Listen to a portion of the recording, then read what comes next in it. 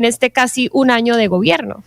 Pues es que esa era la pregunta que se hacían muchos cuando llegó Milei al poder, y es: ¿va a funcionar esa propuesta económica que viene haciendo? Hoy, casi un año después, me parece interesante la pregunta que usted hace, Jennifer, sobre cómo le ha ido. ¿Que está mejor Argentina económicamente, de equidad social o no? Juan Pablo Urichetti es economista, Jennifer, de la Fundación de Investigaciones Económicas Latinoamericanas FIEL de Buenos Aires, y nos acompaña a esta hora en los micrófonos de Blue Radio. Señor Urichetti, bienvenido. Mil gracias por atendernos.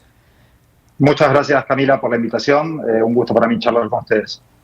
Ya va a cumplir un año el presidente Milei al frente de la Casa Rosada, y pues el interrogante que tiene el mundo hoy y que tenía desde un principio es: ¿económicamente ha funcionado el plan de Javier Milei o no ha funcionado?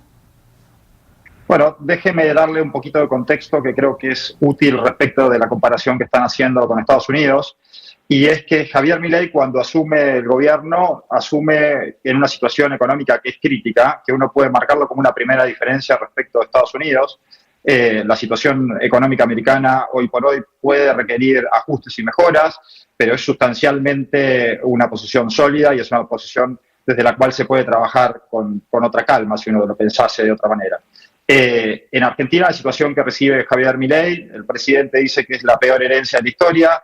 Sin entrar en polémicas si efectivamente era la peor, uno puede decir sin lugar a dudas que era una situación económica muy mala, una herencia muy mala, caracterizada por una situación en la cual el Banco Central tenía reservas negativas por casi 12.000 millones de dólares, había casi 60.000 millones de dólares de deuda comercial acumulada que tenía que ser respondida de alguna manera, y adicionalmente Argentina tenía una situación de déficit importante, de alrededor de 5 puntos del PBI, dependiendo cómo uno lo mire, que no solo era del último año, sino que es un problema crónico de Argentina. Para que tengamos referencia las personas que están escuchando en Colombia, Argentina había tenido solo superávit fiscal 3 años, y hablando de superávit financiero, en los últimos 24. Con lo cual, la circunstancia en la cual Javier Milei asume es sustancialmente distinta de lo que es la circunstancia en la cual va a tener que asumir Donald Trump.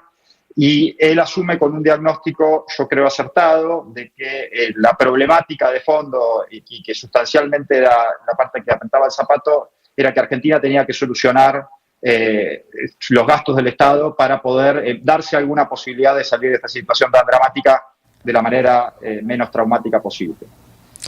Pero las políticas, perdóneme, señor Urichetti, pero las políticas que ha aplicado sobre la economía argentina, en donde efectivamente decía el gasto está desbordado, al recortar ese gasto, ¿ha mejorado la situación económica en Argentina o no? Porque uno también lo que ve desde afuera es que sí, se recortó el gasto, se puede haber mejorado algunos indicadores, pero los indicadores de pobreza también han aumentado.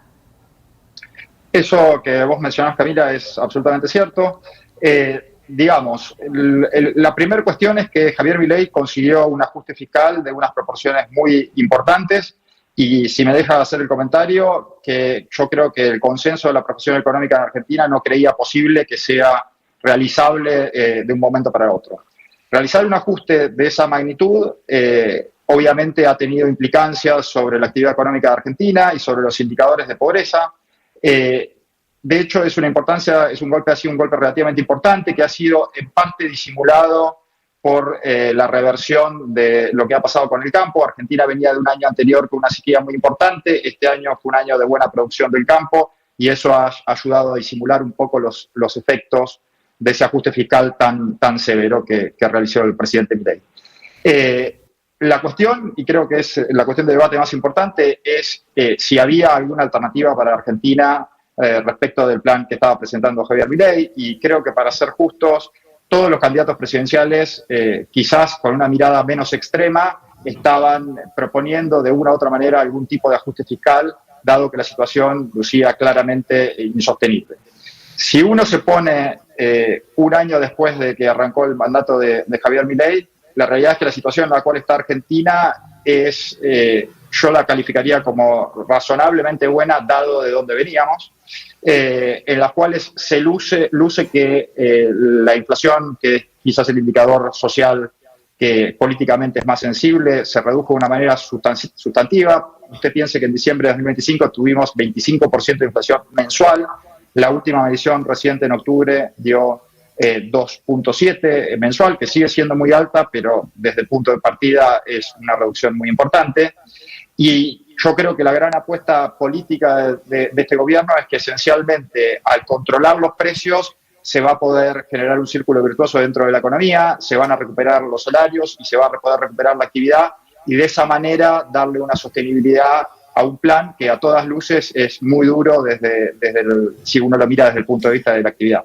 Señor Brichetti, usted al principio mencionaba el tema de la desregularización, que como buen libertario, como él mismo se autodefine, pues es clave en esta corriente filosófica dentro de la política. ¿Cómo ha funcionado este tema en Argentina y usted cómo lo vería en el caso de Donald Trump? Porque Milei, por ejemplo, hablaba de dinamitar la banca central. Ellos creen que todo se autorregula casi de manera espontánea, no les gusta mucho el Estado. ¿Cree usted que esa política podría también aplicarse bajo la dirección de Donald Trump específicamente en este DOGE, en este Departamento de Eficiencia Financiera? De vuelta, yo creo que siempre es muy importante tener en cuenta cuáles son los puntos de partida. En el caso de Argentina, como le mencionaba, la pata de corto plazo estuvo más asociada a solucionar la cuestión fiscal con un plan de shock.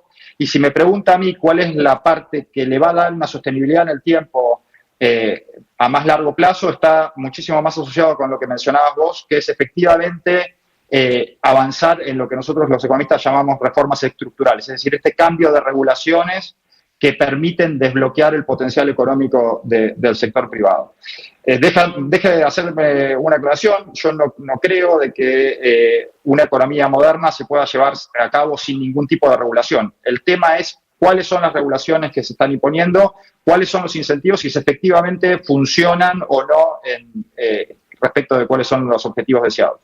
Yo creo que Estados Unidos parte de un arreglo institucional muchísimo más razonable y muchísimo más alineado con la productividad que Argentina. Sin embargo, eso no significa de que no sea una buena idea reevaluar cada una de las consideraciones y de las regulaciones que están puestas y ver si efectivamente están cumpliendo los objetivos o no, o si lo que están haciendo es generando distorsiones y una burocracia que termina siendo ineficiente. Sí. Si bien, como digo, el punto de partida es importante, creo que nunca está de más hacer un barrido de la casa y evidentemente hacer estas verificaciones para ver si funcionan o no funcionan.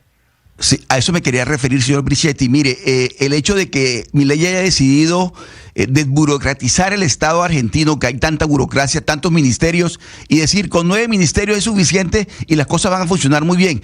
Ese ejercicio que hizo Milei, ¿le funcionó? ¿Está saliendo bien? ¿O la protesta social por tanta gente desempleada que pensaría uno que va a quedar sin empleo, el ruido que hace lo perturba, o él va a seguir allí con esa propuesta de desburocratizar el Estado? Mire, deje de hacer dos aclaraciones. Uno, que la reducción de ministerios al final del día es, si quiere, parte de un aspecto comunicacional de la política. Cuando uno reduce un ministerio, no es que toda la gente que está en el ministerio desaparece del Estado de un día para otro, se reconvierte en otras áreas. Lo que era el Ministerio de Educación ahora es una secretaría y esencialmente las funciones de un Ministerio de Educación siguen estando acá, llevándose a cabo por parte de una secretaría. Es decir, que hayan desaparecido 10 ministerios no significa que haya desaparecido las 10 funciones que tenían esos ministerios, sino que se ha dado otra reorganización y otra estructura al Estado que se considera que es más eficiente. Entonces, en ese sentido yo no diría ni que es tan grave cuando se agregan ministerios, ni que es tan grave cuando se quitan ministerios, en tanto y en cuanto se preserven las funciones. Sí, señor Brichetti, déjeme seguir tratando de hacer la comparación con lo que ha sucedido en Argentina durante este año y con lo que podría suceder con Donald Trump bajo este departamento asesor para bajar el tema de la burocracia en Estados Unidos, porque tenemos a Elon Musk en la cabeza de este departamento de eficiencia financiera. que es un empresario que ha dicho que quiere colonizar Marte, que tiene SpaceX, que tiene Tesla, que no ha permitido, no ha estado muy de acuerdo con el tema de la sindicalización, por ejemplo, en el tema de Tesla. Entonces ahí me pregunto yo, el tema de los intereses, hay conflicto de intereses a la hora de buscar una eficiencia dentro de un Estado, pero también como empresario pensar en esas desregularizaciones que se podrían obtener y que él podría aprovechar. ¿En Argentina ha pasado esto? Sí, sin duda, cada vez que uno levanta una regulación, existen ganadores y perdedores. Y de hecho, muchas veces estas regulaciones hacen que los intereses sean muy concentrados, con lo cual los beneficios se vean distribuidos entre un montón de gente, y la gente que es perjudicada es un número relativamente pequeño, que por ser pequeño y tener mucho poder tiene capacidad de lobby y tiene capacidad de hacer. Así que una de las principales cuestiones para que esto sea efectivo y sobre todo mirando la experiencia argentina, diría, para que esto no se revierta en el largo plazo o en el mediano plazo, es fundamental encontrar una manera de lidiar con esas presiones que tratan de preservar el status quo.